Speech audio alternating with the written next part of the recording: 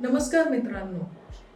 बऱ्याचदा आमच्याकडे वयात येणाऱ्या मुली छातीत गाठ आहे असे म्हणून येतात. जनरली या गाठी या हार्मोनल चेंजेसमुळे होतात.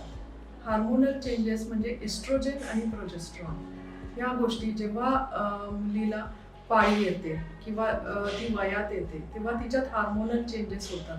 या हार्मोनल चेंजेसमुळे काही गाठी होतात. या सगळ्याच गाठींना ऑपरेशन लागतंच असं नाही. तर जनरली या गाठी जर खूप मोठ्या असेल 2.5 सेंटीमीटरच्या वरती तरच याला ऑपरेशन लागतं. पण कुठलीही गाठ जर छातीत असेल तर तुम्ही लवकरच जवळच्या डॉक्टरांना भेटायला हवं. तर या गाठी 30च्या नंतर येत असेल तर याची बायोप्सी करायला हवी. बायोप्सी याकरिता की ही गाठ कॅन्सरची असू शकते.